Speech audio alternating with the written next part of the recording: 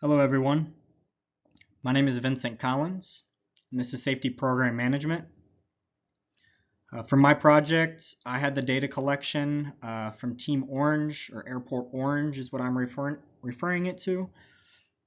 And we will go through these slides together, and we will break down the near misses all the way down to the cost and maybe some things that we could help out for Team Orange or Airport Orange to reduce the number of near misses in the future and also make for a better lifestyle all around at the airport.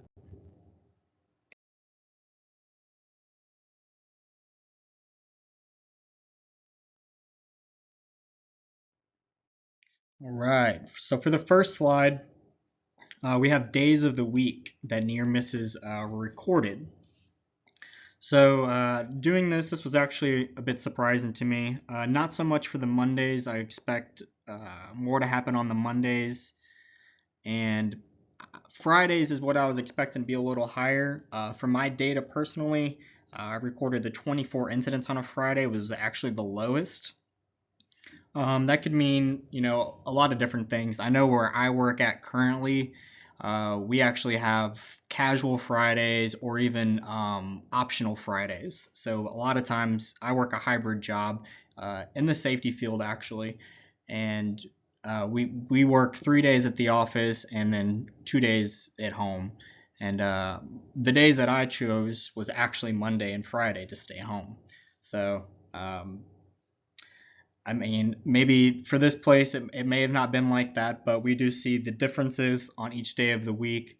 Um, the Mondays, I think, are always going to be the roughest. So, uh, something to better that, I think, would be maybe on Mondays, gathering everybody up together and really getting their mind fresh and maybe have fresh fruit and water waiting for people as they come in to get that healthy kick to start the week.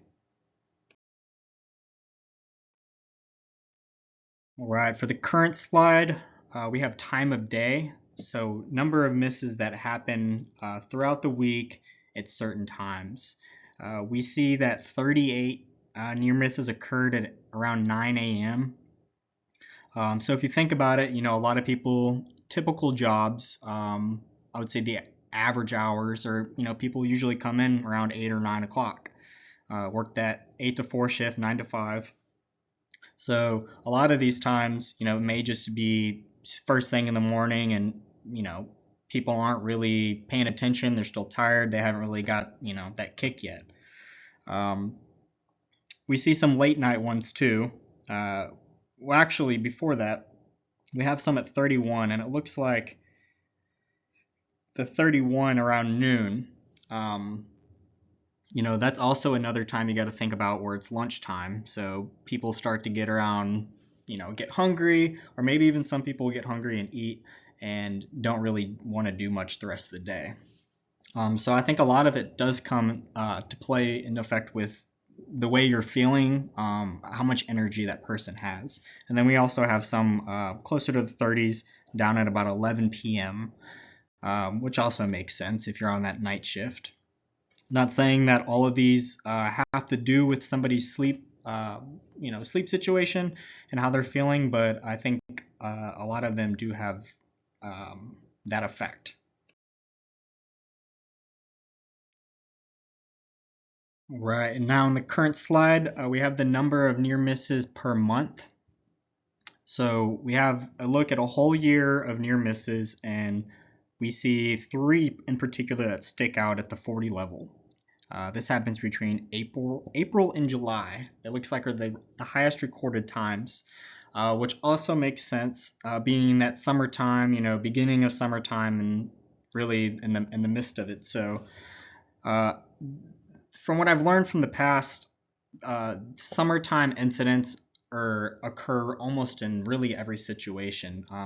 Even with driving, there's more summertime accidents when driving, and I think even violent attacks also go up in the summertime. Summertime just has that effect. I want to say more of like a careless effect. Maybe once again that might not be the full situation, but summertime typically is always going to have the highest number. And also more people are traveling in the summertime. So our data here is, at an airport, summertime airports, wherever. I know I'm in Charlotte, and it's really insane here all the time, but summertime especially.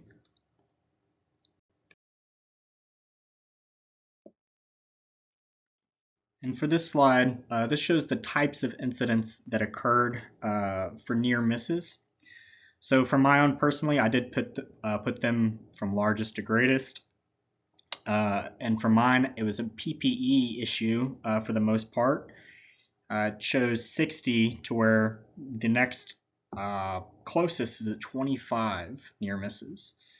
I went through them and I wanted to decide what would be a PPE issue and what would not be. And there are multiple near misses that could almost go either way, but a lot of times it is something that maybe someone didn't have on them at the time. That should have been whether it's glasses or a hard hat. Something could have helped protect if that near miss would have actually occurred.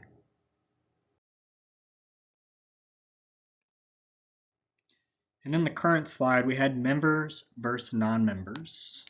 Uh, Members were represented by the orange, non-members represented by the white. So we do see a big difference there on those situations and those numbers, but that should be something that could be brought down. Maybe have a team that focuses more on what incidents have occurred or near misses have occurred in the non-member group. Why is that section so high compared to the group members?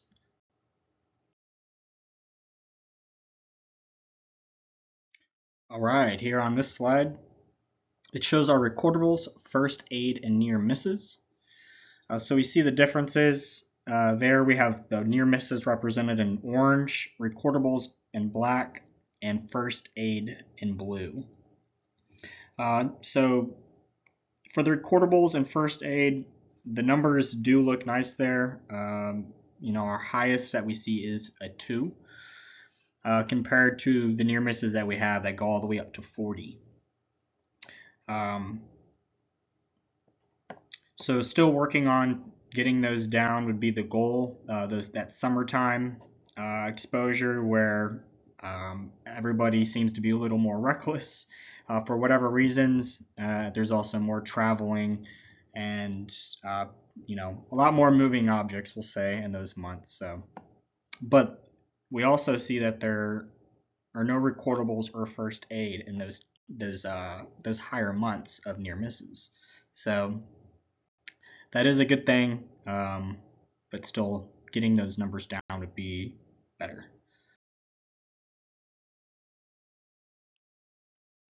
All right, and now we have the occupational incident rate, or the OIR. And for this, you would take the total number of recordable incidents and you would multiply that by 200,000.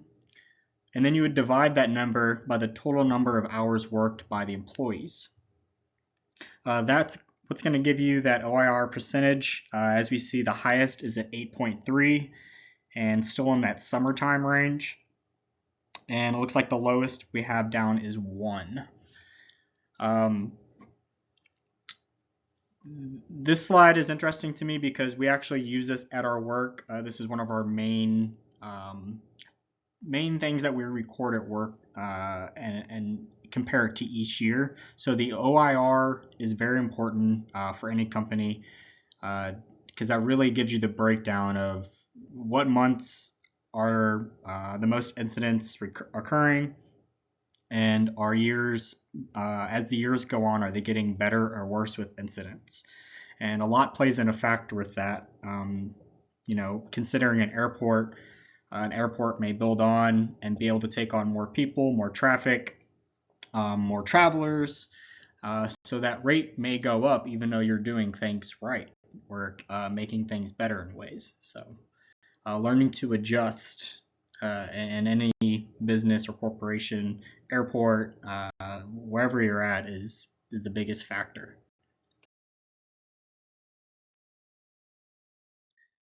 And here we have the Hazard Identification and Risk Assessment Scoring Card, also known as HIRA.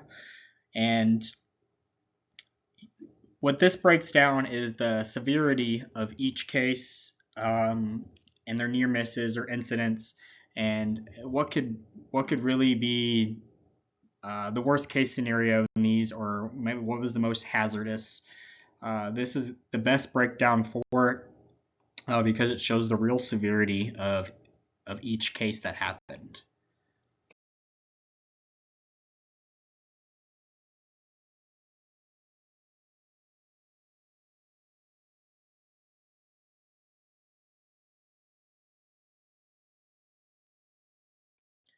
Here we have the root cause. For mine, I chose material handling because even though PPE was so high, a lot of it still had to do or could have done with the material being used, if material at all. For mine, there was an incident where a hammer dropped from above, which is the breakdown of the root cause. And that could be multiple things.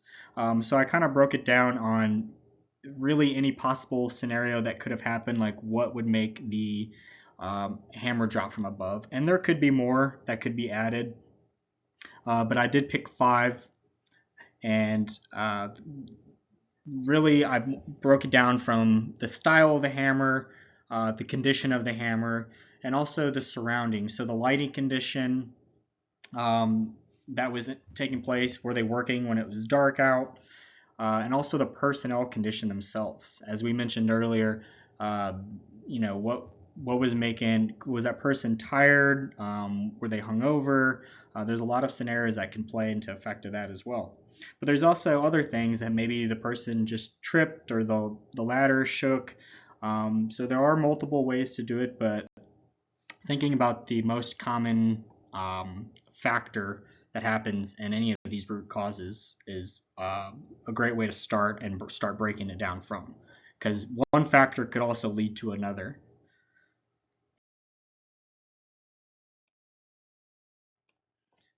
All right, here we have the indirect and direct cost. So for the data collection that I was given for Airport Orange, I went through and I was deciding on what exactly would be the most common injury that would occur in any of these near misses. But these are also injury types that could occur on majority of near misses that lead to incidents and accidents. So here I had burn, crushing, contusion, fracture, and then multiple injuries, including both physical and psychological. So this is going to show you the direct, indirect costs and the totals. In the top screen, that shows you one by one exactly what actually, and this is from the OSHA page. So this shows you one by one exactly what each could cost. And I went ahead and did them together, and this shows the combined, which could lead up to $670,000. I mean, that's a lot of money right there. And when this is just one instance, so if you could even break one of those and help somebody and save, obviously people are entitled to composition when they do get hurt, but nobody wants to be hurt the rest of their lives. So looking for studying these injury types as well within the company, see what happens most often, could really make a difference within the company and somebody's safety and health.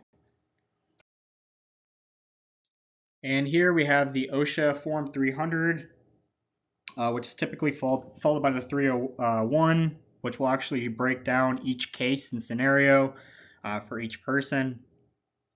Here, everything looked pretty good. I will say that there are some things that stuck out to me as far as injuries, and we had James Zunn, who had 45 days away from work, and those are due to injuries. So when you see somebody getting injured that much, you want to look at other people's situations as well. Is other people having the same injuries, or is this just a common thing for this person, and take it from there? So for the next slide, I have the wellness program. So I wrote that a clean and healthy lifestyle can help produce a better way of living and feeling better. 64% of the Orange team are overweight or obese. We will focus on new tactics to help improve our team's health. So for the data that I was giving, 64% of my team was either overweight or obese. And it blew pretty much everything else away as far as in the data. It stuck out the most. So there's things that we can do to work on that. So some goals that we have for our wellness program for Orange is to improve the team's overall health and wellness and decrease the high percentage of overweight and obese members. Our plan will be to boost the morale and enhance the team's chemistry by adding fun yet healthy work events. When people are happy and healthy, it could help lead to a much safer environment for all. So that's at work, at home. The more healthy you are, the happier I think you're going to be, at least for myself, and I do speak for many others. And I think that could lead to a better lifestyle at work. And if we think back on the graph shown in the data, a lot of those happened, early in the morning, Monday morning. If you're eating right and living right, you might come to work feeling a lot better, which would reduce the near misses. So to help boost the morale of the environment, we could do many things. I think rewards are always the best thing to be given because we're at work to make money. So when we have extra money that's given to us for our jobs, it's going to make people work harder, and people's hard work should be noticed and rewarded. So rewards could be given to for certain lengths of time with no safety hits. So if somebody has no near misses or a very limited amount of near misses, depending on the severity, they could be given things like pay raises, gift cards, vacation days, company safety certificates, casual Fridays, which we mentioned earlier. Little things like that can go a long way and boost the morale of people and really make them focus and be focused on their work and their surroundings. To better help the team's actually weight concerns, physical health is going to help your mental health as well. But there's a lot of activities that teams can do.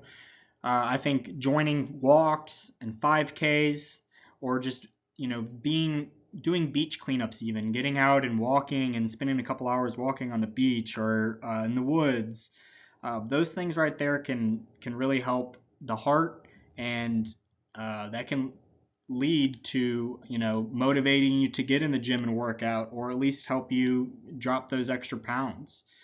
I also think having the correct food source around you is important as well. So if we're operating out of an airport, maybe some of these gift cards that are given out, they could be to a smoothie shop or a solid restaurant that is in the airport, instead of getting like a gift card to McDonald's. Make it something healthy, make it motivating, and help that person out. So really the best way to spread the word for this would be by sending out your emails, or posting it if you have a break room, posting things on a calendar, or making printouts for that. Getting out to the people in whichever way you can. Even if you have to start a group chat and texting, or have like a team messenger on Facebook, or even Microsoft Teams. Hey team, this week we're gonna go do a walk for charity and go have a salad after or something. Uh, going on that route, I think would be the best way to spread it, and bringing it up as much as you can to get it on the people's minds. Over time, events and rewards will continue to upgrade, as well as the members that are a part of the Orange Airport. So what I mean by that, the more time you get into events, maybe we could over time raise money and take team trips somewhere and do a team walk in a different state, and that's going to help build the team and build the health as well. So there's different ways to measure the results from my airport. Uh, I think measuring the results of improvement as far as in the safety component, having safety evaluations performed quarterly, looking at those list of near misses that we have in our data, and going back over that and really seeing if there's any changes or did something help lead to a decrease in a near miss or an incident. And then also to actually measure our problem in the wellness program, the overweight and obesity issue. We could offer health evaluations done by the company to maybe have a physician come in certain times of the year and do a whole free physical and just to see where they're at and get a word from a doctor as well.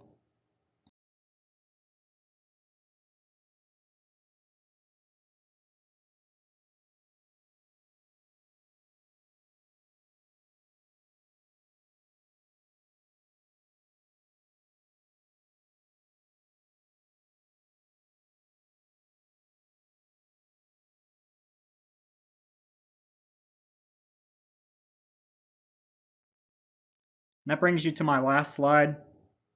If I could say anything overall, I would say that something that I think would help many people in work areas is having a checklist and enforcing checklist.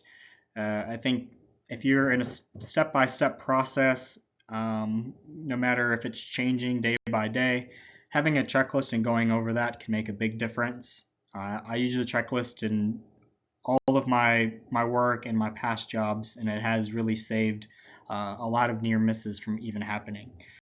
Um, Other than that, safety first, and thank you very much.